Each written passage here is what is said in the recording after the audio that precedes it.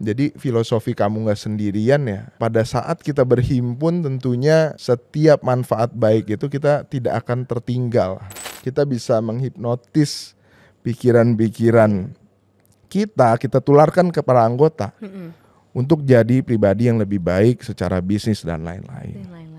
Kita akan melanjutkan program-program kerja yang sudah dicanangkan oleh Ketua Umum BPD HIPMI Jaya, Ketum Sona Mesana. Karena memang harus kita sadari program kerja tersebut masih sangat relevan dan masih sangat dibutuhkan oleh anggota HIPMI Jaya. Teruslah kibarkan semangat kewirausahaan dalam rangka menuju Indonesia Emas 2045. Wah.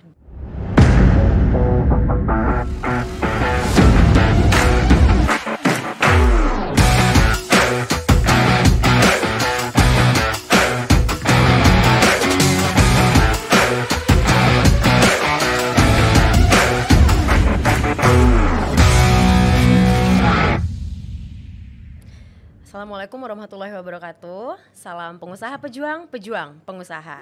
Bersama saya Hartini Soraya di HIPMI Podcast. Ceritakan pengalamanmu, promosikan bisnismu. Nah, di malam hari ini sudah hadir bersama kita salah seorang kader terbaik HIPMI Jaya yang ternyata sudah 12 tahun membangun bisnis di properti, lalu ada bisnis farmasi dan juga ada bisnisnya F&B. Siapa namanya? Kita sambut bersama-sama. Ini juga merupakan Ketua Umum BPC HIPMI Jakarta Pusat yang sedang berjalan sekarang. Kita sambut Muhammad Riyandi Harun. Selamat malam, Tom. Selamat malam, Mbak Aya. Terima kasih. Iya, gimana Tom? Kabarnya baik? Alhamdulillah. Oke, alhamdulillah ya kita bisa ketemu lagi di sini. Karena kalau yang aku dengar juga ini katanya Tom Rian ini visioner yang katanya sekarang pengennya semua orang nggak boleh sendirian. Iya. Betul Tom? Itu tagline kita. Itu tagline-nya. Oke, siap. Sebelum ke sana, katanya Tom kalau orang tak kenal itu maka tak sayang. Gimana caranya kita mengenal dan sayang sama Tom Rian? Aku pengen tanya. Coba Tom Rian boleh deskripsikan seorang Muhammad Riyandi Harun dalam 3 kata. Ayo Tom. 3 kata ya? 3 kata, ya. Kalau cuma 3 sebenarnya terlalu singkat. Cuman kalau kita bisa simpulkan 3 kata. Tegas. Oke, tegas. Kita catat ya. Tegas. Cepat. Adaptif kali. Adaptif. Oke, ini pas banget kayaknya. Walaupun tadi katanya 3 kata itu kurang. Iya. Tapi tegas, cepat, dan adaptif adalah kata-kata yang dipilih untuk mendeskripsikan seorang Muhammad Riyandi Harun. Nah, pas banget nih Tom. Karena banyak sekali teman-teman itu memang yang merasakan ketegasannya Tom Rian. Sampai katanya banyak yang bilang itu Tom Rian sangat berwibawa. Sampai keseharian tuh begini juga gak ya Tom Rian? Keseharian sebenarnya itu yang makanya dinamakan mungkin adaptif kali ya. Karena aku gue berusaha menyesuaikan lah. Menyesuaikan di mana tempat kita bernaung atau tempat di mana kita bersosialisasi. Tentunya nggak di balik ketegasan tentunya ada sifat humoris juga. Oh ya pasti. Yang bisa mungkin dirasakan untuk teman-teman terdekat. Bagi yang belum mengenal mungkin kerasa tegas maupun ya mungkin gue irit kata-kata juga. Iya ya. Nggak terlalu banyak ngomong. Tapi kalau udah kenal lebih mendalam biasanya susah lupanya. Oke. Jadi kita harus kenal lebih dalam supaya kita susah lupanya ya ternyata ya. Iya, bener sih Tom, sesuai ya karena kalau nggak kenal tapi emang nggak sayang. Iya. Nah Tom, di sini kita lebih akrab mungkin ngomongnya anak gue lo ya. Boleh. Biar lebih akrab nih semua teman-teman nanti juga mungkin bisa supaya lebih merasakan keakraban tersendiri sama Tom Rian. Tom cerita dikit dong perjalanan bisnisnya. Ya. Memulai semua usaha mungkin dari usaha yang di Jakarta ataupun usaha yang di luar boleh diceritain.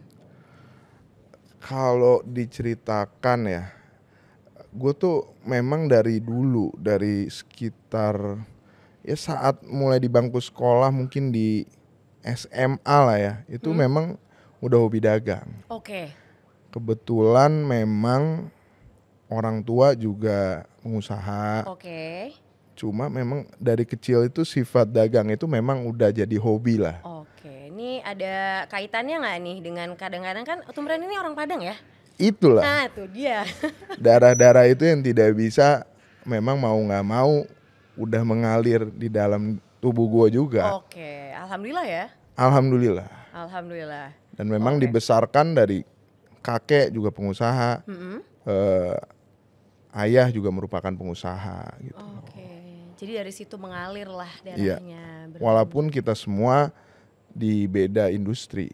Oke, apa Dari aja tuh Tom kalau boleh dijelasin, diceritain lagi? Kalau orang tua ya ada perkebunan, Oke. pertambangan dan industri lainnya lah. Mm-mm. Kalau kakek di waktu itu di HPH di kayu. Oh oke, siap. Iya. Oke, berarti kalau sekarang sendiri itu Tumrian main bisnisnya apa dan di mana? Main bisnis gue tuh gue itu real estate developer. Oke, ya. Gue properti sama ketiga kakak gue. Oh, jadi barengan nih, Barengan. kolaborasi nih bertiga Kolaborasi. nih. Oke, siap. Gue ini anak ketiga dari 4 bersaudara. Oh, ya, oke. Cuman yang paling terakhir nggak bisnis. Oh, yang paling terakhir nggak Memilih jadi bisnis. profesional. Oke, tapi ya mayoritas dari Mayoritas. kakak beradik ini berkolaborasi bikin bisnis bareng di real estate developer tadi. Iya, betul. Oke, bisnisnya itu fokusnya di Jakarta kah atau di luar Jakarta? Kita ada di berbagai kota ya di Indonesia. Yang sekarang ini ada di Provinsi Riau, Oke. khususnya di Kota Pekanbaru yang saat ini kita develop.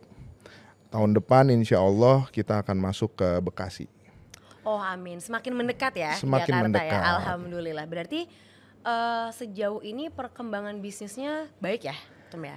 Ya kalau dibilang baik terus juga sepertinya kurang tepat. Oke.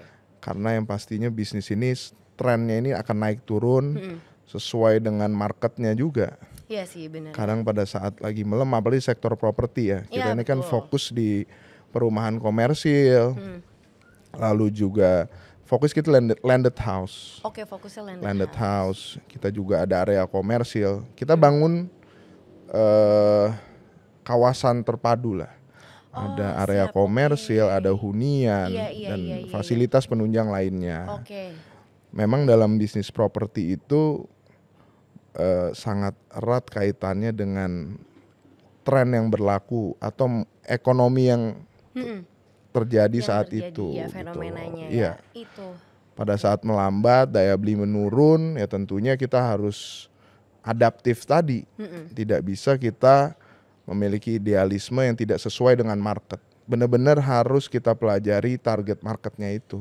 Ya betul sih Tom, ini berhubungan juga karena tadi gue tuh sebenarnya pas banget mau nanya karena ini mungkin teman-teman di sini, teman-teman dari HIPMI seluruh Indonesia itu ada juga yang bergerak di bidang real estate, developer ataupun kontraktor, dan mungkin beberapa tahun terakhir terasa ada tren yang sepertinya tuh kalau di real estate itu agak menurun ya Tom ya. Iya. Boleh bagi-bagi coba gimana mungkin teman-teman bisa tahu juga. Ya, kalau di properti itu fenomenanya agak unik juga. Oke. Pada saat kita masuk di tahun 2013, Oke. itu pada saat itu kita belum bisa menjual unit rumah itu dengan harga yang sekarang kita jual. Oh jadi beda. Beda, Dari dulu dan sekarang. beda. Iya. Tapi kita selalu percaya seiring dengan bertambahnya jumlah penduduk, lahan semakin berkurang, nilai properti pasti meningkat. Betul. Itu yang selalu gua dan kakak-kakak gue itu coba pelajari, mulai dari ini bukan sehari dua hari, Iya, kita tuh bener-bener pasti. jatuh bangunnya itu luar biasa juga.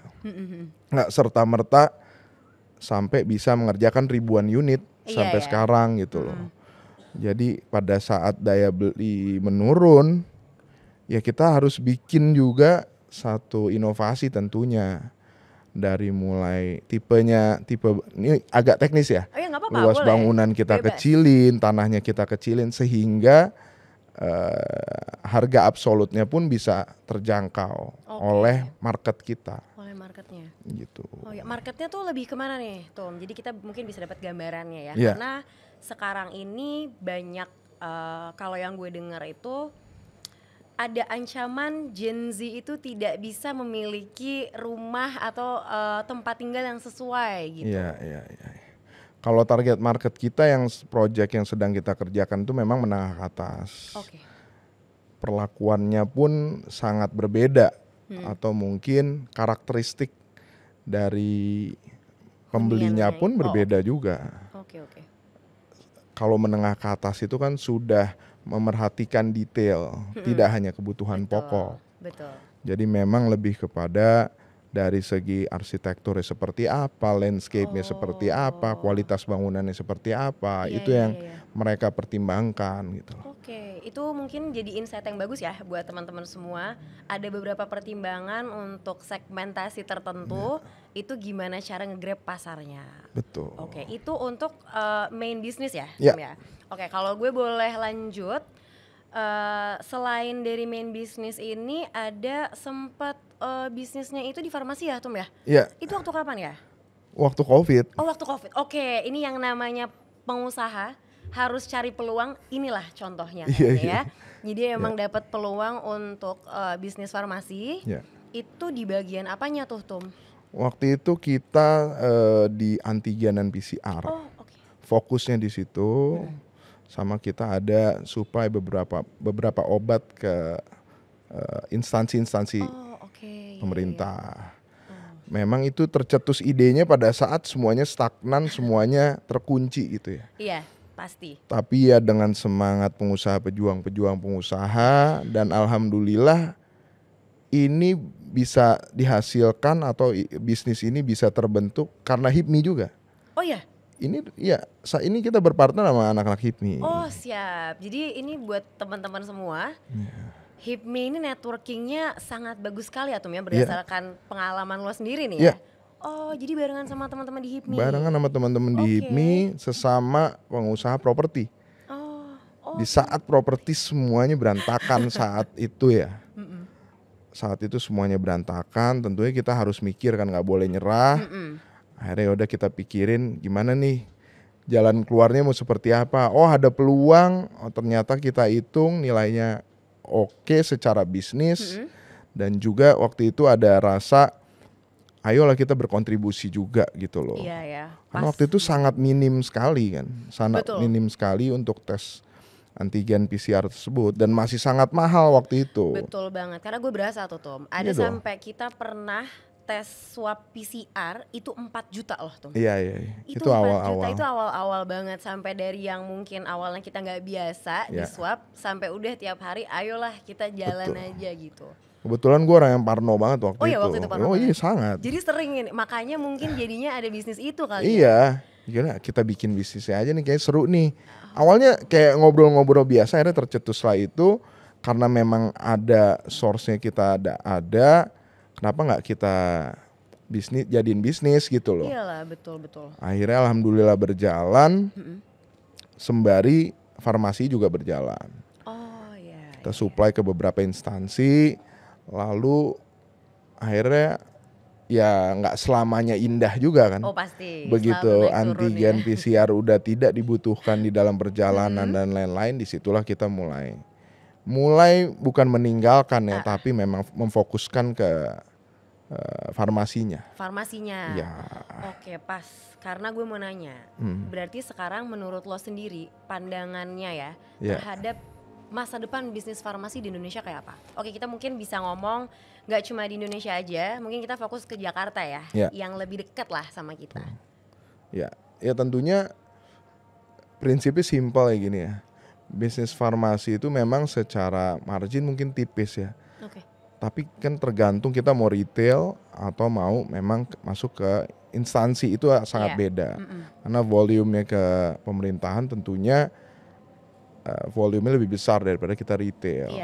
Nah disitulah tantangannya bagaimana kita bisa membangun relasi dengan mitra kita, itu juga sangat penting. Iya, itu penting banget. Sangat penting karena di situ kredibilitas sangat berpengaruh.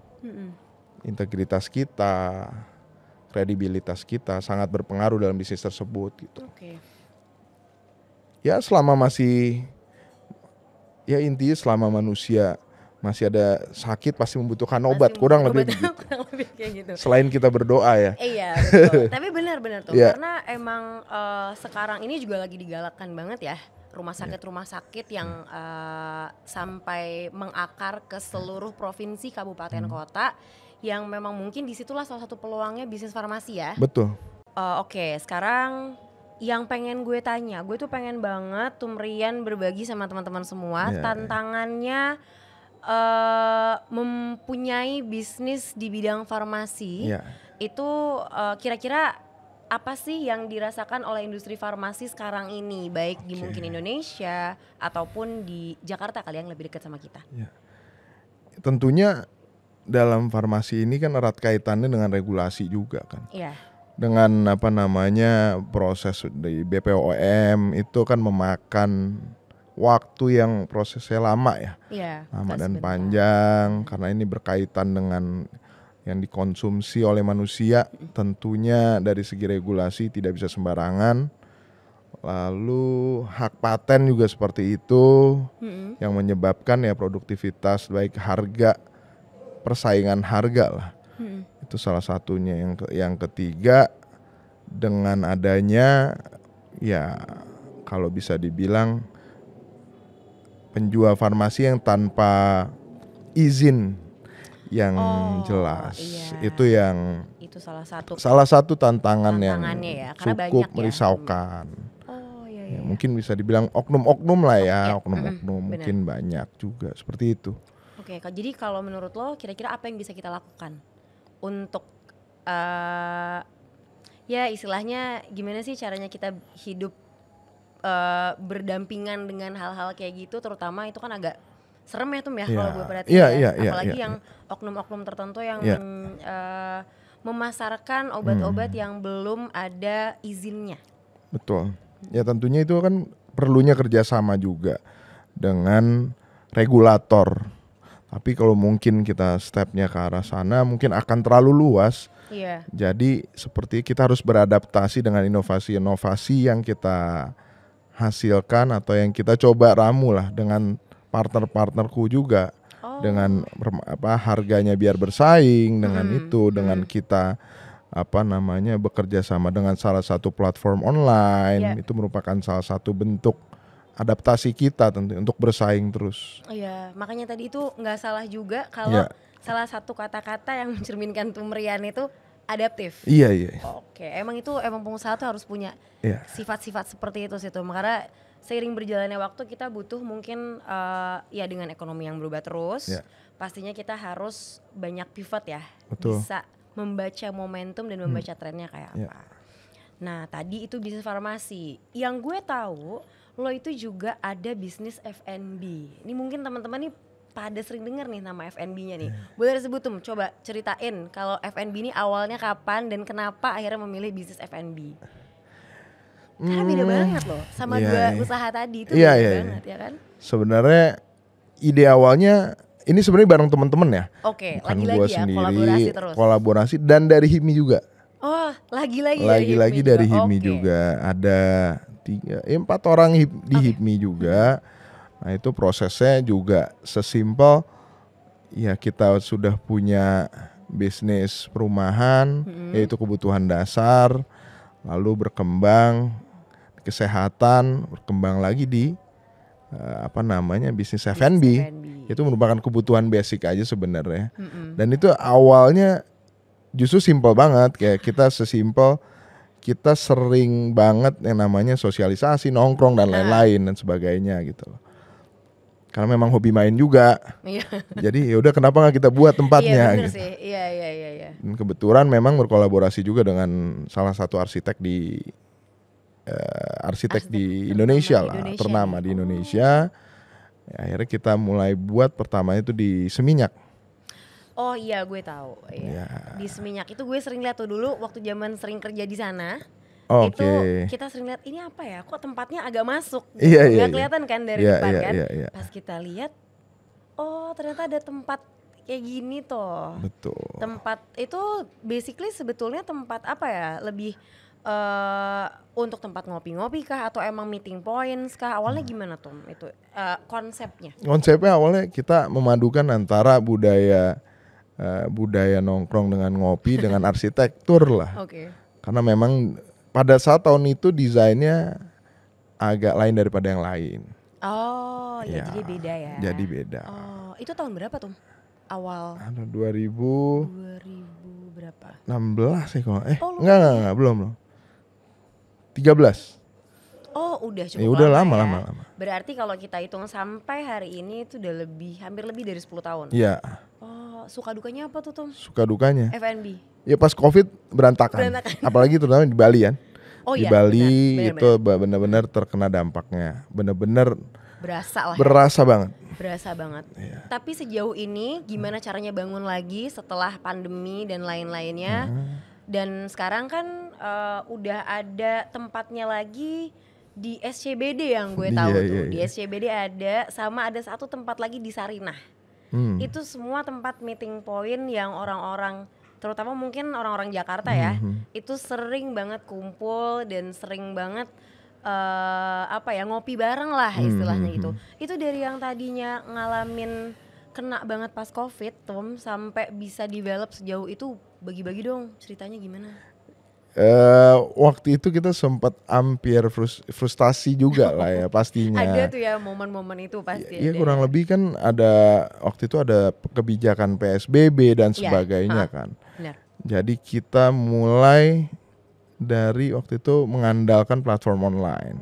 Waktu itu akhirnya switch ke online. Oke. Terus juga kita mulai, tapi justru uniknya gini loh. Gimana? Waktu pas pandemi itu kita nggak pernah terfikirkan kan kapan selesainya kan. Tapi di situ akhirnya kita buka cabang baru juga. Malah pada saat pandemi itu. Oh, oke. Akhirnya ada mulai longgar, kita mulai bisa lah, justru di mana kan lagi kangen-kangenin nongkrong waktu itu kan. Benar. Begitu agak longgar dikit Yuk gitu. langsung lah euforianya langsung tinggi. Alhamdulillah juga bisnisnya bertambah baik lah saat itu. Ya alhamdulillah ya, kita senang banget sih dengarnya karena mungkin jadi jadi seorang Tumrian ini kita bisa tahu bahwa walaupun bisnisnya itu saling tidak bersinggungan, tapi ternyata masih tetap bisa berdampingan, ya kan? Nah, kalau boleh disuruh pilih Tum, kalau sekarang passionnya ini sebenarnya mau mana sih yang lebih banyak difokusin gitu dari industri bisnisnya? Aku lebih ke properti ya. Lebih ke properti ya? Lebih ke properti karena apa? Justru di properti ini memang sangat banyak yang bisa dikolaborasikan tentunya. Oke. Dan bisa membuka ruang juga bagi teman-teman di HIPMI Jaya dan HIPMI secara keseluruhan. Itu bagaimana ekosistem properti ini bisa menunjang satu sama lain juga. Ada yang bisa menjadi kontraktornya, ada yang bisa menjadi arsiteknya, ada yang bisa menjadi landscape. Gue sangat terbuka banget sih akan itu. Dan gue selalu memiliki pemikiran bahwasanya industri properti ini industri yang cukup stabil lah, yang selalu dibutuhkan menjadi kebutuhan dasar oleh setiap orang. Walaupun sekarang udah mulai ada stigma-stigma tidak usah punya rumah, cukup nyewa dan lain-lain kan. Iya. Tapi tetap saja itu kan bisnis properti sebenarnya. Iya, benar. Sewa menyewa itu tetap properti. Tetap, betul. Ya, makanya di situ tetap akan ada peluang dan gua rasa growth-nya di tahun-tahun ke depan juga gua rasa akan semakin membaik. Besar ya, masih oke lah ya untuk sangat. Oke. Ini mungkin sangat bermanfaat ya buat teman-teman semua yang mungkin punya insight baru. Ada beberapa pandangan mengenai bisnis properti dan di masa depannya seperti apa. Ini dari tadi dengerin Tumrian ngomong tentang usahanya, kita jadi tambah pengen nih punya usaha-usaha baru. Karena kalau gue pribadi, gue itu bisnis baru satu. Dan mungkin kalau bisa dibilang lebih ke banyak seperti teman-teman HIPMI pada umumnya. Yang sekarang itu, boleh dikoreksi ya Tum kalau salah ya. Banyak dari pebisnis di sini itu usahanya itu masih kecil dan menengah. Nah ini kan Tumrian udah banyak banget usahanya di beberapa sektor atau beberapa industri. Luar biasa banget. Dan mudah-mudahan kita di sini bisa berkolaborasi terus supaya kedepannya kita bisa sama-sama maju seperti itu tadi Tum ya, Iya seperti dong. yang Tumrian tadi. Itu kan fungsinya di HIPMI seperti itu. Fungsinya di HIPMI seperti Iya. itu ya. Karena dengerin Tumrian dari tadi nih wibawanya berasa banget gitu. Iya kan Tum? Dan emang ini mungkin aku bisa mulai agak-agak kita ngobrol lebih deket lagi personal seperti apa Ketua Umum BPC HIPMI Jakarta Pusat yang sekarang ini, Tum Rian Harun. Karena gini Tum, banyak teman-teman ini yang mungkin pengen lebih dekat sama Tum Rian. Tapi dengan wibawanya Tum Rian, ada beberapa orang yang, aduh kayaknya agak segen nih, kayaknya Tum Rian wibawanya berasa banget gitu. Nah kita bener gak sih tuh memang kayak gitu? Kayaknya kita akrab-akrab aja nih ya. Iya kenapa ya? Gue juga pengen merubah stigma itu. Iya gimana tuh Tom coba? Ya memang mungkin terkesannya sangat maskulin mungkin ya. Bisa, benar. Terus irit berbicara. Karena memang jujur gue ini orang introvert. Oh jadi sebetulnya seseorang yang introvert. Itulah salah satu traits dari Tumrian. Iya. Oke. Dan gue berusaha untuk melepaskan jiwa introvert gue itu dengan gue berorganisasi salah satunya. Oke, jadi disalurkan di tempat yang tepat ya, Iya. apalagi di HIPMI Jaya ini, betul? Iya. Oh iya. Itu mungkin makanya banyak stigma yang kok diajak ngobrol susah, ya jarang senyum dan sebagainya. Tapi nggak usah diragukan lah, kalau misalkan udah benar-benar mengenal, biasanya semakin sayang, susah lupa tadi kan ya kan, dan lain-lain lah. Tapi memang wajar sih Tum, karena mungkin kita sebagai seseorang yang apalagi mungkin baru kenal ya, kita nggak bisa segampang itu untuk akrab atau gimana gitu, karena setiap orang itu punya batasannya sendiri-sendiri. Dan apalagi buat orang yang introvert, gue tahu banget seberapa besar usahanya untuk menyesuaikan dengan organisasi seperti mungkin di HIPMI Jaya ini ya, kalau kita bisa bilang ya. Oh, jadi nggak ada tuh yang namanya tadi agak-agak sendirian, karena kan Tumrian tagline-nya apa tadi? Kamu nggak sendirian. Kamu nggak sendirian, berarti lebih seneng rame-rame. Oh iya dong. Tentu ya. Iya. Itu kan tercetus waktu gue masuk di HIPMI. Waktu itu memang nggak ada yang mereferensikan juga. Oh gitu. Iya, waktu awal masuk HIPMI Jaya 2018 itu nggak ada yang mereferensikan. Temen pun juga yang duduk di sebelah kanan kiri gue waktu pelantikan. Di situ gue mikir kan, maksudnya apa sih ini organisasi gitu. Gue coba terus belajar di situ.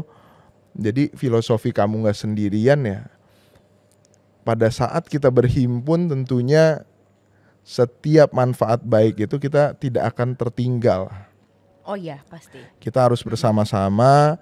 Ya tentunya di HIPMI gue jujur aja ya pasti pengen bisnis gue berkembang lah. Iya pastilah, mungkin banyak orang tujuannya di situ ya untuk join HIPMI. Iya, benar-benar pengen bisnis berkembang. Kalau networking ya udah pandai-pandai kita kan. Tapi kalau bisnis berkembang minimal spektrum di HIPMI ini kan industrinya sangat variatif. Iya. Kalaupun gue nggak bisa berkolaborasi, ya minimal gue punya pengetahuan baru itu. Pengetahuan baru mengenai bisnis teman kita di HIPMI. Itu kan akan memberikan perspektif baru dalam pemikiran kita. Iya betul. Itu yang selalu gue coba ilhami, coba resapi gitu loh. Karena kolaborasi ini nanti di ujung harusnya. Iya. Setelah kita mengenal karakternya seperti apa, lalu juga potensi bisnisnya seperti apa, barulah kita bisa berkolaborasi. Iya, oke. Di awalnya tahun 2018. Join di HIPMI Jaya. Iya. Awalnya apa dulu tuh? Coba gue pengen tahu awalnya di mana, bermulai dari mana sampai bisa jadi sekarang jadi Ketua Umum BPC HIPMI Jakarta Pusat. Oke. Jadi awal masuk 2018 masih anggota waktu itu. Lalu langsung memantapkan hatinya di BPC HIPMI Jakarta Pusat. Iya. Karena memang sesimpel waktu itu tinggalnya di Jakarta Pusat. Oh sesimpel itu ya? Sesimpel itu. Gak ada pertimbangan yang lain? Gak ada pertimbangan, gak tahu ini akan ada ini. siapa dan lain-lain. Memang benar-benar oke, gue masuk Jakpus. Saat itu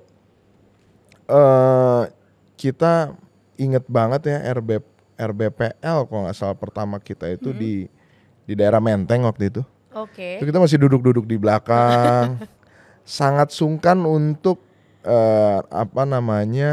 langsung aktif dan langsung memberikan pendapat. Iya. Mm-mm. Tapi seiring berjalannya waktu, alhamdulillah naik menjadi departemen, lalu kompartemen. Mm-mm. Tahun 2020 mencalonkan waktu itu. Nah, mencalonkan untuk jadi ketua umum BPCI Calon ketua Jakarta umum Pusat. BPCI Jakarta Pusat. Oke. Apa yang membuat lo untuk yakin dan membulatkan tekad lo menjadi ketua umum BPC HIPMI Jakarta Pusat pada saat itu? Pada saat inilah proses perjalanan organisasi kan tentu banyak dinamika ya. Lalu gue sangat berterima kasih justru gue berhipmi. Mungkin gue agak cenderung telat untuk umuran gue sekarang. Tapi gue tidak pernah menyesali keputusan tersebut. Ini merupakan keputusan terbaik yang telah gue ambil.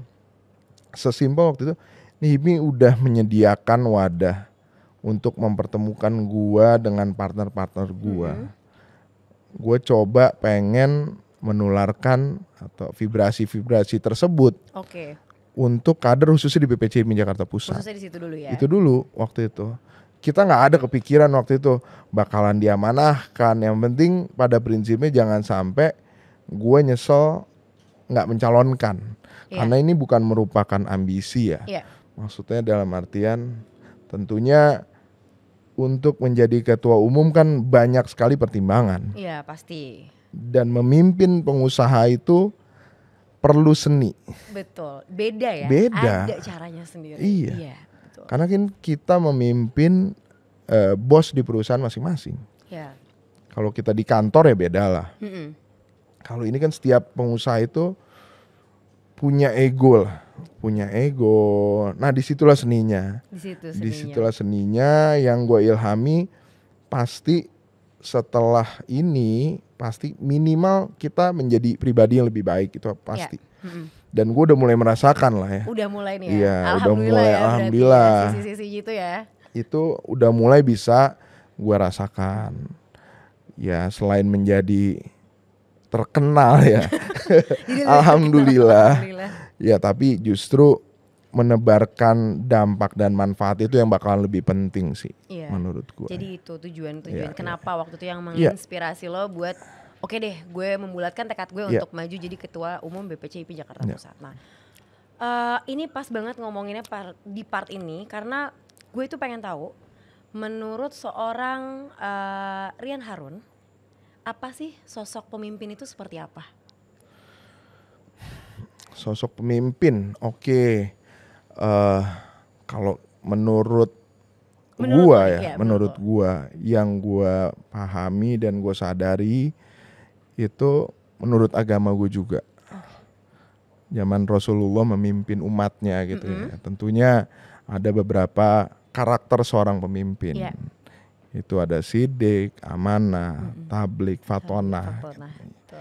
Itu kan yang coba ya kita harus berkiblat dari situ. Tapi seiring berjalannya waktu tentunya bagaimana pemimpin itu bisa sebenarnya menginfluence atau menyatukan pikiran-pikiran dari pemimpin tersebut yang dampaknya itu bisa dirasakan oleh anggota. Bagaimana kita bisa menginfluence atau istilahnya kita bisa menghipnotis pikiran-pikiran kita tularkan kepada anggota untuk jadi pribadi yang lebih baik secara bisnis dan lain-lain. Itu menurut gua merupakan salah satu bentuk pemimpin yang baik ya. Itu salah satu pemimpin yang baik. Nah kalau Tumrian sendiri nih, menurut lo tipe leadership seperti apa sih yang lo punya? Gue mikirnya dua aja ya misalnya. Apa tuh? Pemimpin harus tegas, nggak bisa mencela-mencela. Itu harus tegas. Dari tegas harus cepat juga. Karena percuma kita hanya memikirin diskusi, rapat dan lain-lain kalau tidak punya kemampuan eksekusi yang baik. Betul, cocok. Itu sama ketegasan itu diperlukan. Karena Kalau kita terlalu banyak distraksi di dalam pemikiran, terlalu banyak juga masukan dari teman-teman, walaupun masukannya baik, tapi harus tegas dalam memutuskan gitu loh. Tidak bisa diintervensi, itu merupakan ya tanggung jawab pemimpin yang harus dilakukan. Karena kalau terlalu banyak diombang-ambing kita mengambil keputusan tidak tepat, itu juga salah. Iya, betul. Jadi pokoknya udah cepat aja, cepat, tegas dan cepat ya. Iya. Nah, berarti memang selama ini yang kelihatan dari Tumrian itu tegasnya ya Tum ya, bukan agak-agak menakutkan untuk mendekati gitu. Enggak gitu ternyata ya. Dari tadi kan memang seseorang yang introvert dan alhamdulillah berproses menjadi orang yang adaptif, bisa menyesuaikan dengan lingkungannya, terutama di organisasi HIPMI ini. Nah, tadi gue ngomongin soal menjadi ketua umum BPC HIPMI Jakarta Pusat. Kalau sekarang di tahun ini, gue tahu lo mencalonkan diri menjadi calon ketua umum BPD HIPMI Jaya. Ini levelnya beda, dan ini mungkin ada pertimbangan-pertimbangan lainnya. Apakah masih sama? Kenapa lo mau ada di situ? Karena tetap mau berdampak buat orang-orang, terutama mungkin HIPMI Jaya anggotanya, dan bisa berbagi vibes positif itukah atau apa lagi mungkin? Kalau di HIPMI Jaya sebenarnya pemikirannya nih nggak ada kepikiran juga, nggak ada kepikiran pas diamanahkan di Jakarta Pusat, nggak ada kepikiran untuk melangkah ke jenjang yang lebih tinggi ya. Tapi dari program-program yang udah gue jalanin, dan kita kan pada saat diamanahkan itu untuk melaksanakan program kerja itu kita melakukan survei dulu waktu itu. Iya, kendalanya pengusaha kan sebenarnya hampir mirip-mirip lah, kendala ke pendanaan, ke market, dan lain hal sebagainya ya. Pada saat itu Jakarta Pusat memiliki kendala itu mayoritas di akses ke pendanaan. Oh, mayoritas itu? Mayoritas itu, hampir 80%. Makanya dari situ kita coba brainstorming sama teman-teman badan pengurus harian, bagaimana untuk menciptakan program kerja itu yang sifatnya tidak seremonial belaka. Jadi sampai pada satu titik ada program kerja kita bikin acara waktu itu. Alhamdulillah berhasil ya, salah satu anggota HIPMI Jaya angkatan 2019 lah ya. Waktu itu alhamdulillah berhasil didanai oleh MDI Ventures. Tepuk tangan dulu dong, itu gue perlu kasih tepuk tangan itu, karena itu nggak gampang tuh. Gue tahu itu nggak gampang. Karena itu sebenarnya kita mikirin juga, waktu itu kita cuman ada 5 peserta waktu itu. Alhamdulillah kita kawal terus, jadi sifatnya nggak seremonial lah kan. Karena kan kita semua pengusaha ya. Waktunya terbatas. Betul. Jangan sampai berHIPMI ini justru malah downgrade bisnisnya. Itu yang kita nggak mau. Iya, benar. Acara banyak-banyak tapi kita cuma nongkrong-nongkrong doang kan sayang. Sayang anak istri di rumah. Iya dong, benar. Iya kan? Sering kerja terus selama weekdays, masa nggak ada istilahnya. Soalnya ini buat pebisnis nih kayaknya waktu adalah uang ya. Betul. Time is money gitu. Jadi apapun sebisa mungkin, kalau ada yang bisa kita leverage atau apa yang mungkin bisa kita dapatkan, lebih baik opportunity itu kita gunakan. Betul ya? Betul. Oke, nah itu tadi keputusannya. Sekarang 3 tahun memimpin HIPMI BPC ya, itu kan gak gampang ya Tum. Jadi Tumriani pengennya ngapain sih nanti kalau misalkan sekarang ini? Tadi pertama kalau Jakarta Pusat katanya 80% pendanaan. Selain dari itu, kalau gitu apa yang kira-kira Tumrian pengen istilahnya pengen berikan gitu untuk teman-teman, terutama mungkin ini di HIPMI Jaya? Ya tentunya kita akan melanjutkan program-program kerja yang sudah dicanangkan oleh Ketua Umum BPD HIPMI Jaya, Ketum Sona Mesana. Kita akan melanjutkan, karena apa? Karena memang harus kita sadari program kerja tersebut masih sangat relevan dan masih sangat dibutuhkan oleh anggota HIPMI Jaya. Masih bisa dijalankan ya? Memang akan ada penyempurnaan, karena gue menyadari ya, dengan tongkat estafet itu HIPMI Jaya ke depan harus lebih baik. Tentunya itu satu. Pasti kita mau menyebut. Jadi ada lanjutkannya, tapi tidak merubah. Karena kalau dengan waktu 3 tahun kita benar-benar melakukan perubahan, rasa-rasanya kurang efektif juga. Apa yang sudah baik kita sempurnakan. Ya salah satunya kita ada program nantinya akan ada program Jaya Capital 2.0. Penyempurnaan nih tadi penyempurnaan. ya berarti ya? Lalu ada Jaya Connect Plus, serta program-program unggulan lainnya. Jaya Institute juga ada. Itu baru apa gimana tuh Tom? Itu sangat mirip dengan Jaya Academy. Oh sangat mirip. Sangat mirip dengan program 4 Pilar Ketumsona Jaya Academy. Cuman memang kita di Jaya Institute ini memberikan dukungan. Tentunya gue ini sangat percaya bahwasanya pendidikan itu harus juga dimiliki oleh pengusaha. Oh iya, pasti. Karena pengusaha by design itu yang sangat dibutuhkan itu salah satunya ya dari akademi tersebut, dari soft skill sampai hard skillnya gitu loh. Di Jaya Institute kita memberikan dukungan bagi anggota HIPMI Jaya yang memang akan memiliki keinginan untuk menempuh pendidikan formal. Kita akan melakukan MOU dan juga kerjasama dengan universitas-universitas baik di dalam maupun luar negeri. Kita juga nanti akan menyampaikan lah pada saat waktunya universitas mana yang akan bekerja sama dengan kita. Sudah ada 2 kandidat. Udah 2 kandidat nih? Ya, cuman mungkin jangan kita bocorkan di sini. Iya, jangan di sini. Biar pada penasaran. Akan kita infokan pada waktunya. Oke, siap. Ini mungkin bikin gue dan teman-teman semua yang ada di sini yang mungkin sedang menonton agak apa ya nih ya? Dari Tumrian apa ya yang bisa diberikan ya? Oh, gitu. Iya. Oh iya. Nah, berarti harapan lo sendiri sebenarnya mau apa sih? Buat teman-teman semua, teman-teman HIPMI Jaya terutama, apa yang lo harapkan? Yang gue harapkan HIPMI Jaya ke depan ya, membentuk suatu ekosistem pengusaha muda ya, tentunya pengusaha muda yang kreatif, yang adaptif dan juga kolaboratif. Sesuai dengan cita-cita besar HIPMI didirikan, itu melahirkan pengusaha patriotik. Itu sebenarnya mimpi gue untuk HIPMI Jaya ke depan sih ya. Itu mimpi utamanya ya? Oke, dan itu diturunkan ke program-program yang tadi Tumrian bilang? Iya. Oke, jadi mudah-mudahan ada banyak yang bisa kita nantikan dari Tumrian ya? Iya dong. Iya, waktu itu juga sempat maparin visi misi kan? Sudah membangun visi misi.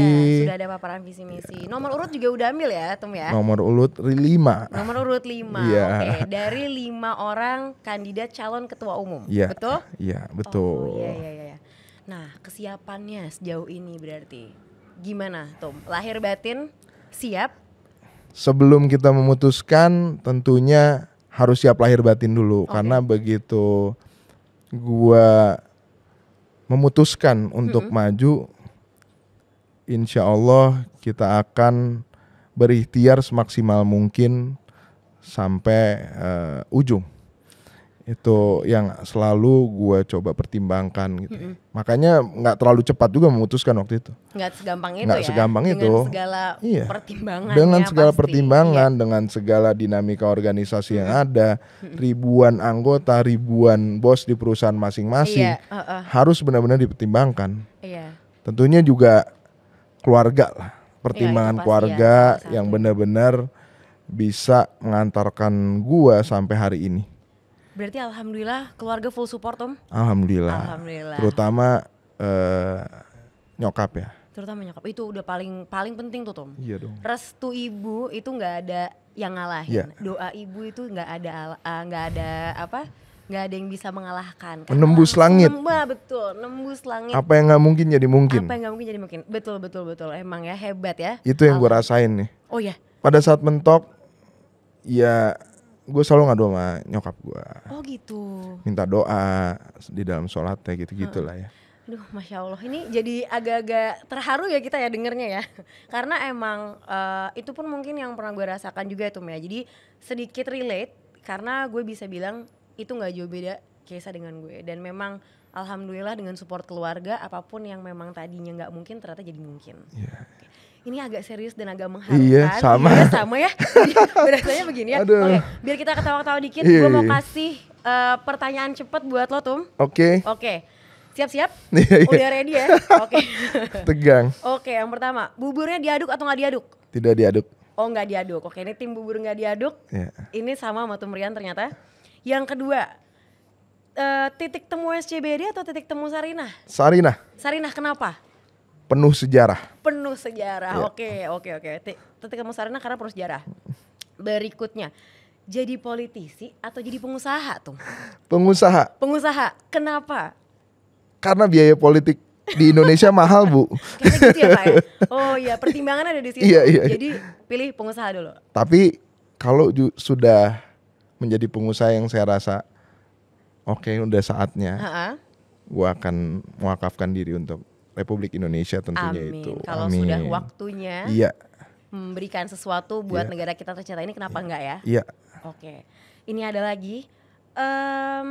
Lebih suka lari atau tenis? Tenis dong. Tenis ya? Iya. Sampai detik ini Sampai detik ini. sering tenis sama keluarga? Sering, istri, anak 2 semuanya main tenis. Oh, semuanya nih sampai Ya. anak-anak Iya, juga? iya. Ya ampun, hebat juga. Oke. Ini yang terakhir. Tumrian pilih rame-rame atau sendirian? Rame-rame dong. Rame-rame, karena apa tuh? Rame-rame dong. Ya karena kalau sendirian tidak bisa mencapai tujuan untuk kepentingan bersama. Oh, oke, jadi makanya lebih baik rame-rame supaya nggak sendirian Iya, ya? Oh, betul. oke, supaya bisa menuju tujuan yang bersama. Sama. Tepuk tangan dulu boleh buat Tumrian. Terima ya. kasih. Iya, kita yang Thank terima you. kasih Tum, Thank karena you gue di sekali. sini jadi merasa lebih dekat dengan lo. Dari yang mungkin tadinya kita nggak kenal, jadinya sekarang udah kenal. Mungkin yang tadinya sudah kenal bisa jadi lebih sayang. Iya. Dan gue berterima kasih sekali Tumrian sudah meluangkan waktunya, yang gue tahu pasti ini menyelipkan jadwalnya dari sekian banyak pertemuan dan acara-acara. Terus bisa berbagi pengalaman sama gue di sini dan mungkin teman-teman yang ada di rumah. Dari segi bisnis, dari segi personal lo kayak apa, dan dari segi kepemimpinan saat berhipmi. Iya. Semoga ini semua menjadi hal-hal dan insight yang baik buat teman-teman semuanya dan juga buat gue sendiri. Mudah-mudahan ada beberapa hal yang bisa diambil, terutama mungkin buat teman-teman yang bisnisnya sama ya, industrinya Iya. sama Tumrian ya. Kita seru banget di sini bisa duduk bersama dengan Tumrian. Tapi sebelum pergi, sebelum mengakhiri, boleh nggak kasih sepatah 2 patah kata gitu mungkin untuk menutup kita ketemu hari ini nih? Ada pesan-pesan nggak yang mau disampaikan? Ya, teruslah kibarkan semangat kewirausahaan dalam rangka menuju Indonesia Emas 2045. Waduh, berat ini. Gimana Tom? Jadi niatnya ini nanti untuk masa depan Indonesia yang lebih baik di tahun 2040? Iya, 2045. Menuju Indonesia Emas 2045. Oke, terima kasih banyak Tom. Terima Thank you kasih. sekali lagi waktunya. Thank you. Ini HIPMI Podcast akan selalu hadir setiap hari Minggu hanya di YouTube HIPMI TV. HIPMI Podcast, ceritakan pengalamanmu, promosikan bisnismu.